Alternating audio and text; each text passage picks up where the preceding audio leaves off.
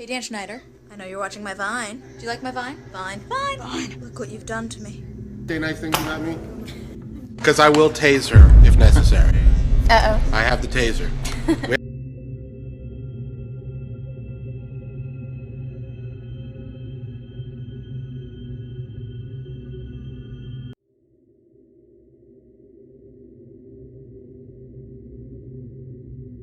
To be a 90s baby is to remember our time watching cartoons in front of the TV on a Saturday morning. We had a bowl of cereal, pajamas, and our favorite characters making us laugh. Some of us were Team Cartoon Network. But then others were on Team Nickelodeon. You see, back in the day, or more specifically, before 1977, kids used to get up early on a Saturday morning, with the hopes of catching their favorite TV show. It was only for an hour, so if you were up by 8:30, there was a high chance that you missed your show already. There was no kids' TV and it was all boring adult TV and news. Like when we were forced to watch our parents' shows and nothing was funny or made any sense. That's when Dr. Vivian Horner launched the first network for TV. On December 1st, 1977, Nickelodeon was born. It was a local channel, in Columbus, Ohio, and Pinwheel was the inaugural program. This took off instantly. There was no doubt that Nickelodeon had a promising future. Kids couldn't get enough of Nickelodeon, so the idea of adding more shows wasn't even in question. The purpose was to keep children entertained for more than 1 hour like they were used to on the other regular TV networks. Needless to say, Nickelodeon was revolutionary, and in just 2 years, it went from a local channel to a nationwide network. Now you had kids all around the nation watching endless kids' TV, with the interesting part that there were no ads. This was great for kids because they had all the time to watch TV, and great for their parents too. After all, the kids were busy watching their favorite shows. But someone was not having a very good time with this, and this was Nickelodeon. You see, despite the success that the network was having, it was also in debt. They were $40 million in debt, so with all of these financial issues going around in the network, there was no doubt that creating more shows was not an easy thing to do. Nickelodeon was repeating the same shows and kids started to just get over it. This was not a good sign and they needed a solution for this, soon. Then the vice president of the network, Geraldine Laybourne, made the decision that would ultimately save Nickelodeon. She started to run advertisements. Ads were common but only for adults, so when she had the idea of running ads that were targeting kids, things changed. It worked like a charm. Kids were begging their parents for whatever was advertised on the channel. And if you watched kids' TV, you know that the ads go from candy to toys, and it does work. This gave Nickelodeon a new image. In 1984 they rebranded and changed their logo. This is when the orange Nickelodeon logo that we all know was born. This was amazing. Kids were an easy target for the ads. Every company wanted to advertise their products for kids on a kids network. Money was coming in like crazy. Kids were loyal to their favorite TV show and their favorite TV character. So on March 28, 1987, the Nickelodeon Kids' Choice Awards was born. Kids had the chance to vote for their favorite TV show. It was an award show for kids. During this time, the hype for Nickelodeon was on every home. It was so big that on January 4, 1988, Nick Jr. was born. It was the same but with a younger target audience. It was working. Now in the early 90s, TV shows like Ren and Stimpy, Clarissa Explains It All, Rugrats, and Doug came to life. The others like Hey Arnold, Rocko's Modern Life, and a little in the late 90s, the classic, The Wild Thornberrys. These cartoons were extremely popular. They had their own following, their own merchandise, candy with their image, cartoons, and some ads were mostly based on them too. They were releasing their episodes on VHS, and kids were in love with this. Parents now had the choice of getting their kids' favorite TV show on VHS and they could watch it all day. But these were cartoons. The network was having a huge success, but nobody other than the ones behind the scenes were getting all the benefits. In the mid-90s, Nickelodeon was the #1 cable channel by daily viewers, and this was only with cartoons. But this changed in 1996 when a TV show that was a little different came out.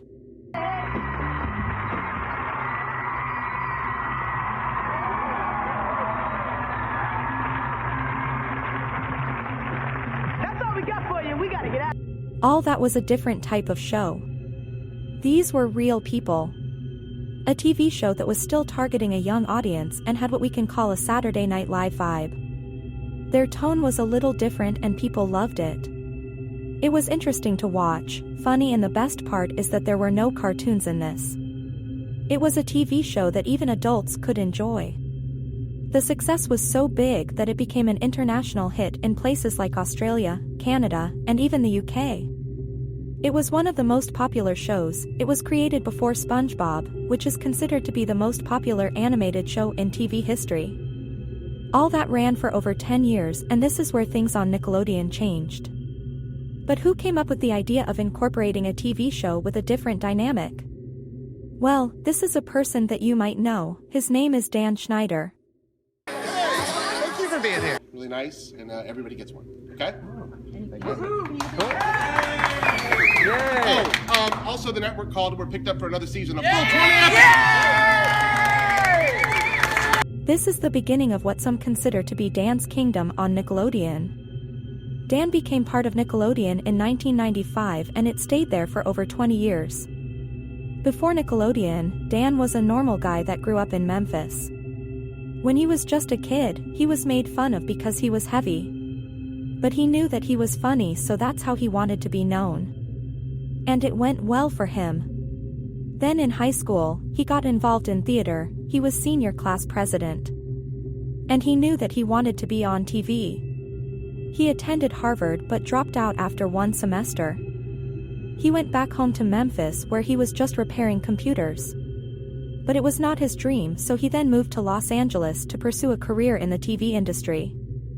Dan landed a small part in a movie that came out in 1984 called Making the Grade. Dan got other roles and was slowly but surely getting noticed.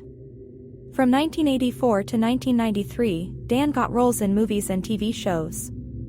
But it was in 1988 when he got the attention of Nickelodeon after he was invited to co-host the Kids' Choice Awards. So in 1993, Dan was hired to work on the new sketch comedy show for children All That. He left All That after 4 seasons to work on The Amanda Show, but the ratings declined and it was cancelled. Then Dan was contacted to go back to All That and he accepted. And after that, Dan took over Nickelodeon. Soon after, almost every show was made by Dan. Classics like Kenan and Kel, Drake and Josh, What I Like About You, iCarly, Sam and Cat, and every popular show on the network was created by Dan. It was a success and nobody was questioning how it was done. But sadly, at the same time, nobody was questioning anything. For many kids, getting a role on Nickelodeon was a dream. They were not even worried about money because, for a kid, this meant that they were rich already. The fame and the hype of being an actor were enough for them. And for some parents too. For some parents, this meant that their kids were going to be rich, therefore they were going to be rich too. So there were no questions. They were going to do whatever the network wanted. Whatever they asked for. No matter how they were treated, no matter how many hours the kids had to be there working, they were going to accept. While people were enjoying their favorite TV shows. All of these child actors were being abused behind cameras. For now, I will only be talking about Dan Schneider, but for the second part of this video, there will be more details about other people. But these kids were sadly being abused. Some details are not even out there because it is believed that the kids were paid to not talk about what happened during their time working at the network. Jeanette McCurdy wrote a memoir where she said that after the show Sam and Cat was cancelled, Nickelodeon offered her $300,000. This came as a thank you gift. In her book, she writes that after Sam and Cat was canceled, Nickelodeon offered her a $300,000 thank you gift if she agreed to never speak publicly about her experience at the network, specifically with a man she refers to as the creator, who on one occasion, she says, encouraged her to drink while she was still underage and gave her a shoulder massage. In response, Nickelodeon telling ABC News, "We have no reportable response other than a no comment at this time." I just said, no, it's not happening. That sounds like hush money to me. Not doing it, not taking it. And then I do remember leaning against, I think I talk about this in the book, but I lean against my bed and I'm like. So if this was offered to her, there's gotta be someone who definitely took the money. Kids could not renegotiate their contracts because the network would threaten to hire someone else. No, Nickelodeon worked out some crazy deal with AFTRA at the time, screwed and sold us out in negotiations with Nickelodeon because they were kind of ruthless, and they didn't pay their leads residuals. Yeah. I mean, No, literally, they call that bluff. They say, we'll hire someone else. Like, And in they between would, yeah. between seasons, we were like, okay, the show's doing well. Let's renegotiate these residuals. They're like, we'll recast Ned right now. There are thousands of kids across the country who would want to do this. Yeah. Like, they're savages. But also, now he's Yeah. not getting, I remember he said he wasn't getting royalties anymore, which is No, really not ever. interesting. Not- Because he was on not- Jason Nash's podcast, and Yeah. Jason is still getting royalties from Drake and Josh. Yeah. But Josh wasn't because he was a kid when he was doing it. No, because he was a lead. Dan and Nickelodeon have been exposed thousands of times. But why nobody said anything? They just looked the other way because Dan was in charge of many, if not every show on Nickelodeon that was making millions every year. Nickelodeon was making billions every year. Dan was a respected figure in the business, and despite that he only worked with children, his success was so big that he was not considered a fool or just the guy from kids' TV. But Dan's time on Nickelodeon working with kids was hostile. Apparently, he was abusive, like working with a dictator. He had complete control over the kids. He even controlled what they would wear on the episodes, which sometimes meant that he was present during the wardrobe fitting. Well, one thing for sure is that whenever I had wardrobe fittings, he always had to be in them. And yeah.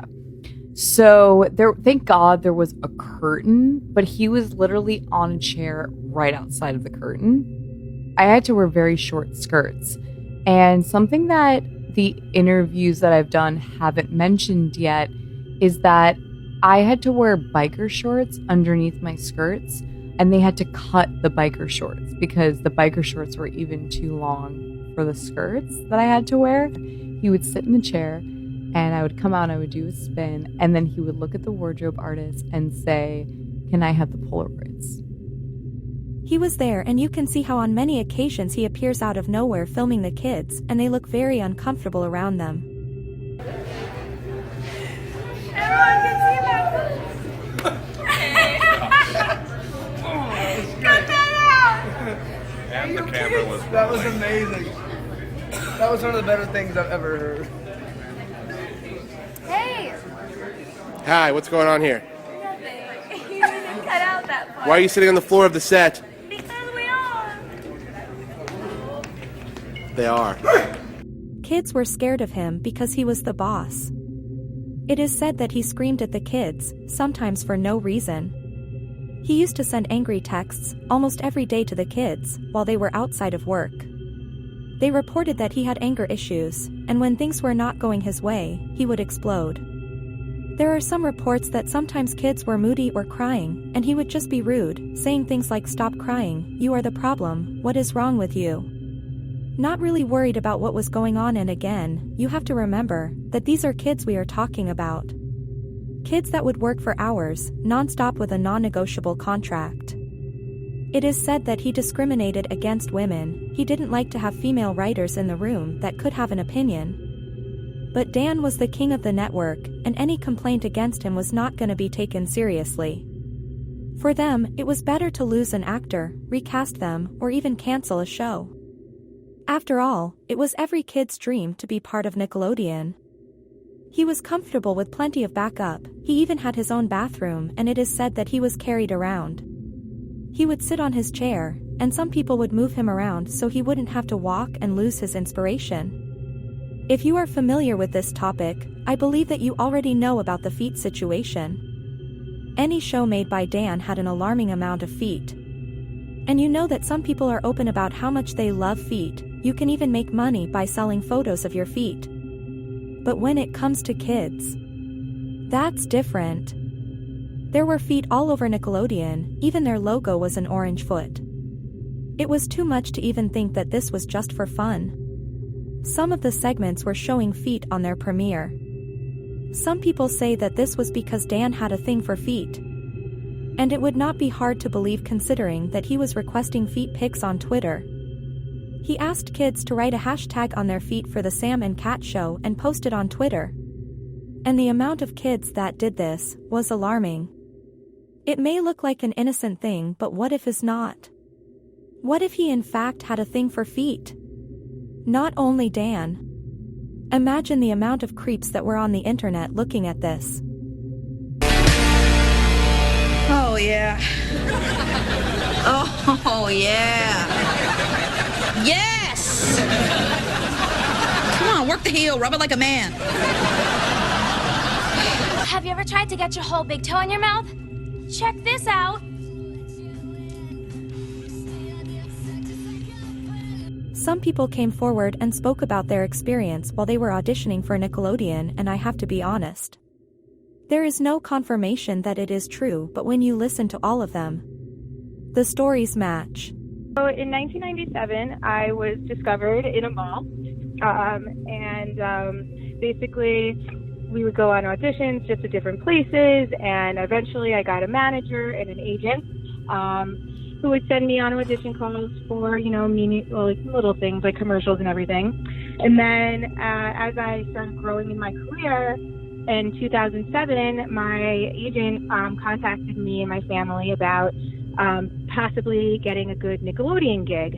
I personally, at the time, I watched a ton of Nickelodeon, and I was very immersed in that lifestyle, so I wanted to pursue it. My mom had some, and she was my manager at the time, she had some, reservations about it. She didn't really want me being exposed like that, especially because in the audition call listing, they did mention, wear something cute, like wear spaghetti straps or a skirt or, whatever. And my mom, when she told me later on that whenever she saw things like that, she thought that it was a little uncomfortable for people to be telling kids what to wear. How old were you at the time? So, I was probably around 14 years old. Okay, go ahead. I was actually considered older at the time for what they were looking for. So in 2007, my agent called about the Nickelodeon show. It was for Zoe 101, but because that show I think was getting canceled at the time, they were looking just for anything. And then Dan Schneider's next show was iCarly. So they were looking for, extras or possibly like a lead type of role. So of course my agent jumped on that opportunity, and we flew out to LA for this audition. And when we got there, it was a bunch of kids, probably like 200 kids. And then these random agents hand-selected specific kids that they liked or, showed some charisma.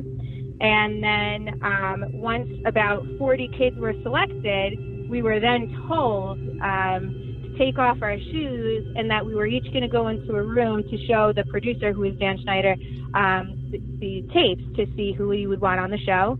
And of course, we always ask, like, oh, what do we have to do? Like, what would you like us to be doing once we're in there? And my agent told me, he's like, it's going to be like he's like, you got to just take off your shoes, just like run around in front of the camera, talk about how much you love being barefoot. And at the time, even, it was like, okay, that's weird, but I didn't think anything of it because I was still young. Right. And then when I saw other kids doing it, like their parents were like, take your shoes off, like we're going in, like this is it, this is your thing. It was all the kids that were wearing like the short shorts, like the, spaghetti strap tank tops, things that were a little more open and less reserved. And then once we got into the last room before my audition happened, my mom kind of looked around and was like, this is wrong. There's just something really wrong about this. And at the time, I was really upset because I wanted to do this. Dan was a little close, sometimes too close to the child actors. Some adults thought that this was weird, but again, nobody said anything because Dan had so much power. Dan would host pool parties to recruit children. The bizarre part about these parties is that the parents were not invited. The parents would leave their kids at the event with no care in the world. But this was their way of thinking that their kids were going to become famous. Maybe they were lied to so they felt comfortable with just leaving their children over there with no supervision. But these parties were thrown by Dan Schneider alongside Brian Peck, who I am not going to talk about in this video but I will address in the second part.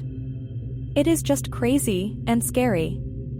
You have underage kids in bathing suits, just running and playing around a pool with no parent around. But here is where some kids got discovered. Not an actual audition, it was just a pool party, in a bathing suit, doing God knows what just to get some attention from creeps to get a role. Look out! Look out! I'm gonna get you! She's right behind you! It's so cool!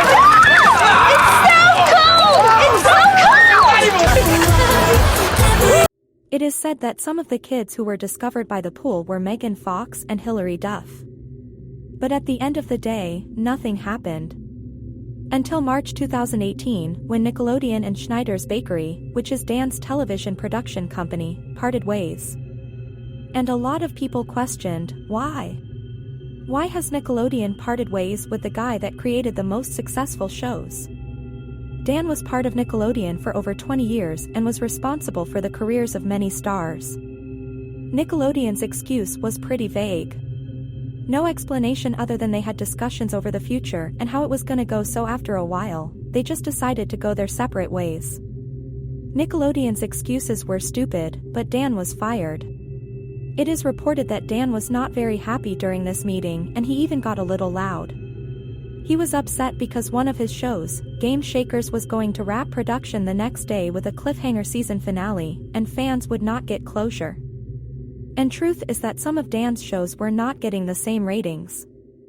With shows like iCarly, Victorious, Drake, and Josh, the ratings were great with just the pilot, but these new shows were not even getting a quarter of that attention.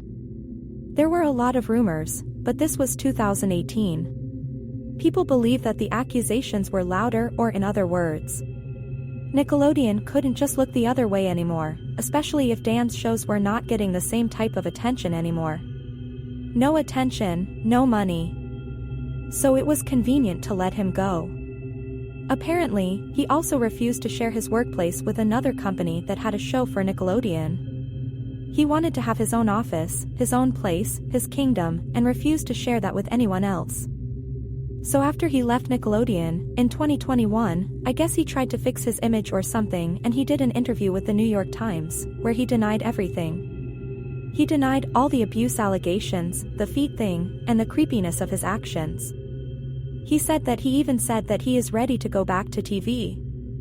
I am not sure, but apparently, kids TV, and some people say that is Disney, because I think he hinted that he was in talks with another network. Which, who knows, maybe. Regardless of his path, it is very disturbing for anyone to hire him again and let him work with kids. But if they allowed Brian Peck to do that, they would definitely allow Dan to do this. And I mentioned multiple times that I was going to do a part 2 to talk about Brian Peck, so stay tuned for that.